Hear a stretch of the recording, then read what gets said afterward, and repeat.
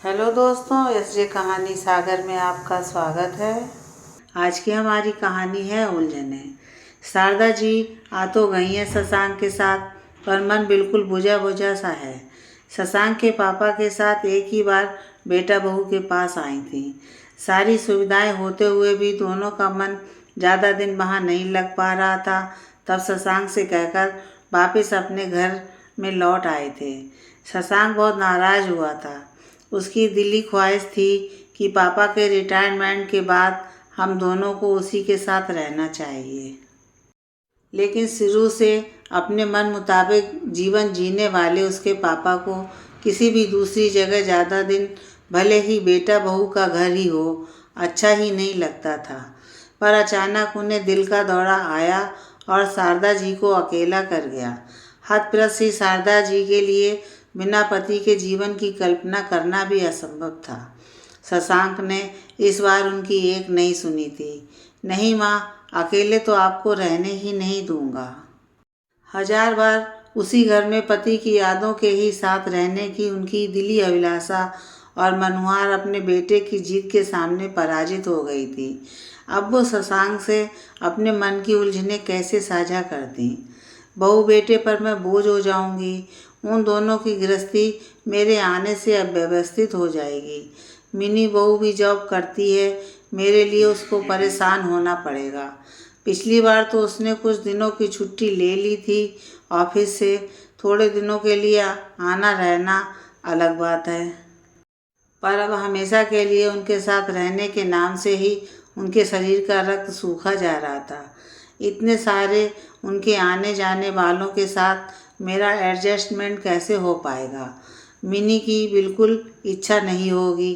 शशांक की जिद के कारण वो विवश हो गई होगी। मिनी को बहुत बुरा लग रहा होगा। मेरे जाने से कोई विवाद की स्थिति ना बन जाए। हे ईश्वर, इस बुढ़ापे में क्या हाल कर दिया मेरा। अपना पति, अपना घर सब छूट गया। अब तो मैं मिनी का किचन भी ज़्यादा नहीं संभाल पाऊंगी। मुझसे ज़्यादा काम नहीं हो पाता है और सबकी खाने की पसंद भी बदल गई है। सबसे बड़ी समस्या उनके लिए अलग से कोई कमरा भी नहीं था वहाँ। उन्हें वहीं बैठक में सोना पड़ेगा। इतने खुले कमरे में उन्हें नींद ही नहीं आती। शारदा जी अपनी आगे आने वाली ज़िंदगी के बारे में बहुत आशंकित, विवश, संकुचित और उद्विग्न थीं। माँ माँ, शशांक की आवाज़ से वो जैसे नींद से जागी।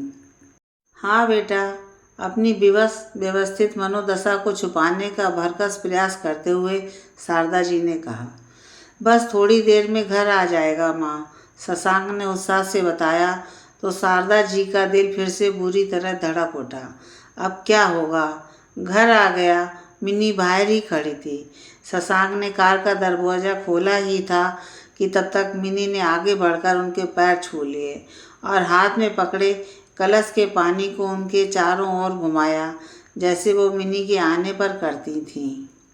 दीप जलाकर उनकी आरती उतारी और बड़ा सा बुके देकर स्वागत करते हुए गले से लगा लिया। माँ, आपका स्वागत है आपके ही घर में, मिनी ने बहुत उल्लास से कहा। शारदा जी अचरज से उन सुखद पलों को जी ही रही थीं कि मिनी उनका हाथ पकड़ के बहुत संभाल के उन्हें घर के अंदर ले आई।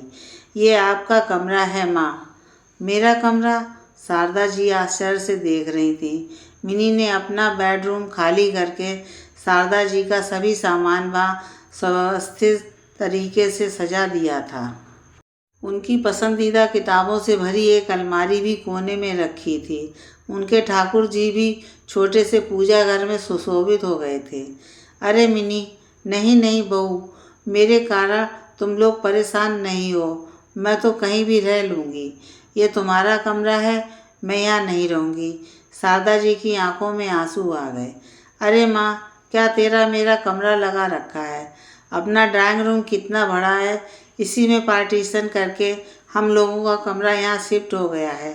देखो, शशांक उन्हें पकड़ के अपने शिफ्टेड कमरे में ले गया।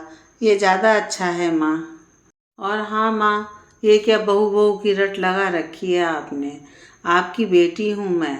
आप ही तो कहती थी मेरी कोई बेटी नहीं है। मैं हूँ तो आपकी प्यारी बेटी।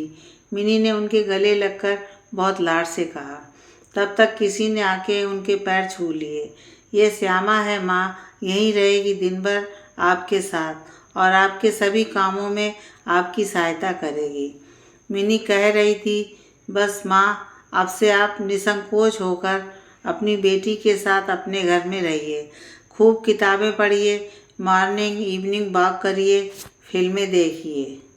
मिनी कह ही रही थी कि शशांक ने बात काटते हुए कहा, हाँ, और रोज़ मेरा पसंदीदा नाश्ता बनाइए।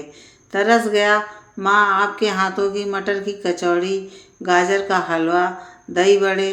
वो खुश होकर बोलता जा रहा था और शारदा जी के मन की तो सारी उलझनें सुलझती जा रही थीं, जैसे घनघोर तूफान और बारिश के बाद खिली धूप के साथ खुला स्वच्छ आसमान।